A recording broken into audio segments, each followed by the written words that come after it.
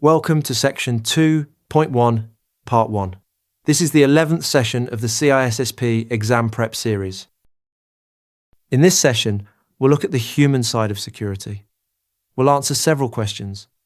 Why are people both your weakest link and your strongest asset? How does a job description shape who you hire? How thorough should candidate screening be? What happens when a new hire walks in the door? And which agreements should they sign before touching a single system? Why does this matter beyond the exam? Because most controls you deploy assume a trustworthy person behind the keyboard. Picture a regional credit union hiring a new loan officer. If nobody wrote down what that role should access, nobody can tell when the access grows too wide. Get the personnel process right, and your technical controls actually hold. Get it wrong, and a single careless or malicious hire unwinds everything. Why are people both the weakest link and the strongest asset? Because humans can dodge, disable, or trick their way past any control you build.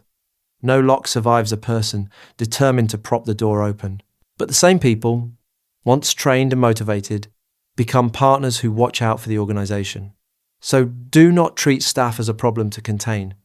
Treat them as allies you are equipping. Every stage of a security program passes through human hands, so plan for that from the start. How does a job description shape who you hire? It defines the role before anyone applies. A good description spells out the work tasks and flags security-sensitive duties, like handling classified material. Think of it as the blueprint for a role. Without it, nobody agrees on what kind of person belongs in the seat. Job roles map to a level of privilege, while the description maps to specific responsibilities. And those listed responsibilities become the guide for exactly which access rights you grant. Why keep job descriptions alive after hiring? Because they are your yardstick for the whole life of the role. Only by comparing the written description against reality can you spot when someone holds access they no longer need. Managers should audit privilege assignments on a schedule. Imagine a warehouse system operator who quietly gained finance permissions during a busy quarter. The description is what flags that mismatch. Keep it current, and privilege stays aligned with duty. How thorough should candidate screening be? As thorough as the sensitivity of the position demands. A high-trust role earns a deeper background check than a routine one. Screening can include verifying work and education history, checking references, confirming identity, and reviewing criminal records. Depending on the job, it may add drug testing, credit checks, or skills challenges. Reviewing an applicant's public social media has also become routine. But laws on background checks and discrimination vary widely by region. Always clear your approach with legal counsel before you judge someone's online presence. Why does the interview need to be standardized? Because fairness has to be defensible.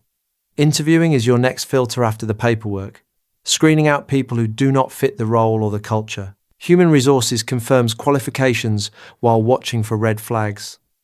Some judgment is always subjective, shaped by personalities in the room, but the final hiring decision must be legally sound. A consistent, repeatable interview process treats every candidate the same and protects you if a rejected applicant ever challenges the choice.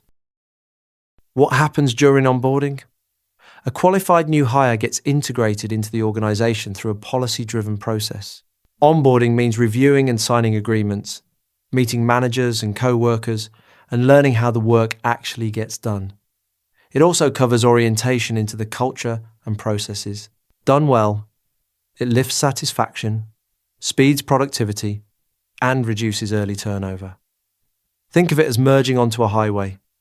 The smoother the entry, the safer everyone moving at speed. This is also where the identity and access management system provisions the new account. Why provision access with least privilege? Because access should match the job and nothing more. The principle of least privilege says you grant only the minimum permissions someone needs to do their work. Picture a new marketing analyst who needs the campaign dashboard but never the payroll database. Giving them only what the role requires shrinks the damage from a mistake, a grudge, or a hijacked account. Real least privilege demands fine-grained control over every resource. The same discipline applies when a role changes or gains new privileges. Which agreement confirms the new hire understands the rules? The employment agreement. It lays out the organization's rules, the security policy, the job details, and the consequences for violations. Often it points to a separate acceptable use policy that defines what is and is not allowed on company equipment and resources. That policy assigns security roles and sets expectations for behavior, with penalties up to termination for breaking them. Signing the employment agreement confirms the person read, understood, and accepted those obligations. What protects your secrets when someone shares information? A non-disclosure agreement. It stops a current or former employee from leaking confidential information, and violations carry stiff penalties. As duties expand, staff may sign new non-disclosure agreements for fresh, sensitive access, and departing employees are often reminded or asked to re-sign on their way out. There are a few flavours to know. A unilateral, one-way agreement covers one party sharing with another. A bilateral, mutual agreement protects both sides. A multilateral agreement covers 3 or more parties. What limits where an employee can work next? A non-compete agreement. It restricts a departing person from joining a competitor or launching a rival venture, usually within a set region and time window. Businesses use it to protect trade secrets and client relationships. But enforceability swings hard by jurisdiction, because courts weigh a company's legitimate interests against a person's right to earn a living. Picture a startup asking a lead engineer not to join a direct rival for a defined period after leaving.